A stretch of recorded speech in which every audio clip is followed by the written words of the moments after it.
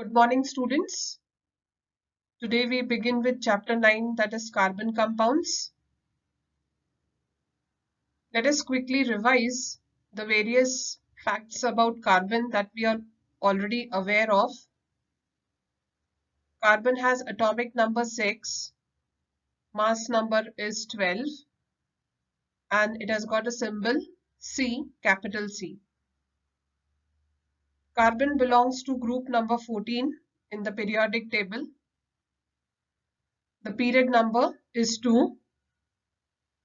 Electronic configuration of carbon is 2,4. Valency is 4. Since the carbon shows valency 4, it is called as tetravalent. Carbon has got 3 allotropes. Allotropes, that is diamond, graphite, and fullerene.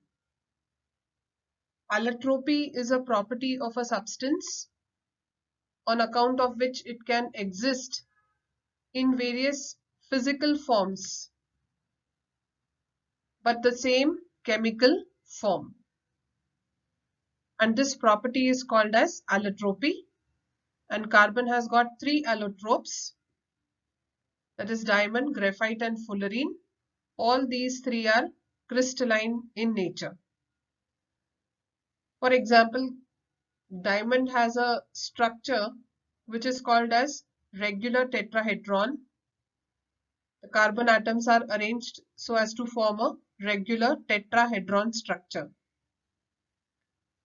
Whereas graphite has got a hexagonal planar structure. So all these 3 are crystalline. It has got 2 isotopes also, carbon 12 and carbon 14. Isotopes, atoms of elements having same atomic number but different mass numbers. So you can see that the mass numbers are different. So it has 2 isotopes, carbon 12 and carbon 14. Carbon 14, we know that it is a radioisotope of carbon. Carbon can also exist in 3 non-crystalline forms, and these forms are also called as amorphous forms, and they are coal, charcoal, and lamp black. So carbon can exist in crystalline forms as diamond, graphite, and fullerene, and it can also exist in amorphous form like coal, charcoal, and lamp black. So this is some general information about carbon. Now carbon is a very versatile substance or element.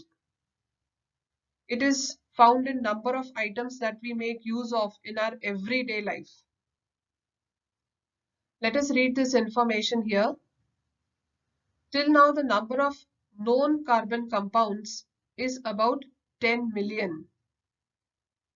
This number is larger than the total number of compounds formed by all the other elements. The range of molecular masses of carbon compounds is 10 raised to 1 to 10 raised to 12. So carbon is a very versatile substance. It is found in number of different substances that we make use of in our everyday life. Let us take some examples. The clothes that we wear, the dyes that color them, the detergents that wash them, they are all made out of carbon. The drugs and medicines that we make use of, food, may it be in the form of food grains, tea, coffee, etc. The fuels that we make use of, like crude oil, petrol, diesel, kerosene, the cosmetics, detergents, soaps, leather, rubber, plastic, insecticides, pesticides, flavoring agents, explosives. So the list is endless. There are so many different things that we make use of in our everyday life, and they all have their origin in carbon. Except for the objects formed from metals and glass or soil, all other objects are made from carbon. In short, the entire living kingdom is made from carbon. Our body is also made from carbon. Millions of molecules ranging from small and simple methane molecule, which is the simplest hydrocarbon, to the extremely big DNA. All molecules are made from carbon. And the molecular masses of carbon compounds range up to 10 to the power of 12. So we can have such large molecules of carbon also. Now there are certain properties of carbon on account of which it possesses this particular property of being so versatile. So about 200 years back, it was believed that organic compounds are obtained directly or indirectly from the organisms, that is plants and animals. However, after the synthesis of organic compound urea from an inorganic compound like ammonium cyanate in the laboratory, the organic compounds received a new identity as carbon compounds. So earlier it was believed that carbon compounds were only obtained from plants and animals. But there was a scientist, and his name was Wöhler.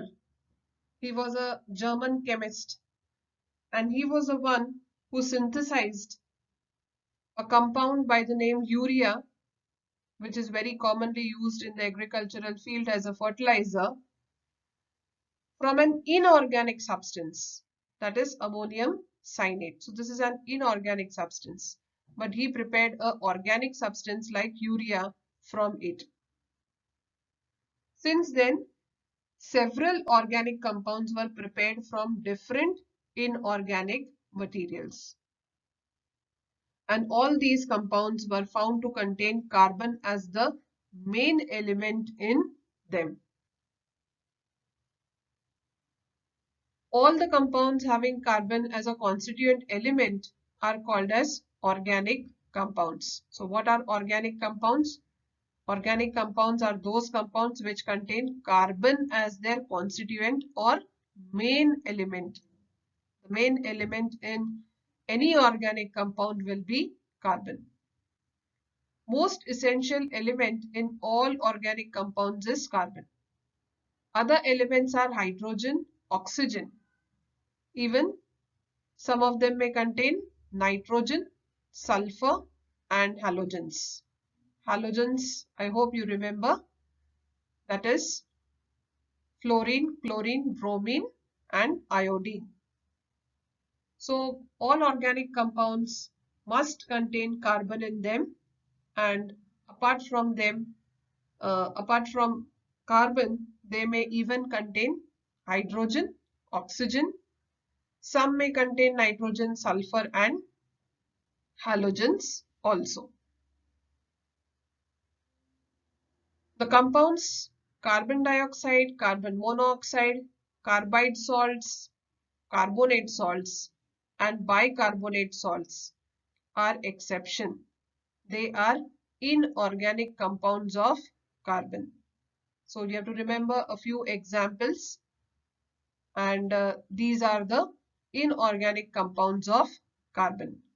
So here we come to know that carbon is a very versatile element, and it is found in almost all the things that you make use of right from the morning that you get up and you go to bed. So you can make a list of items that you use during your entire day, and you will find that maximum number of them have their origin in carbon.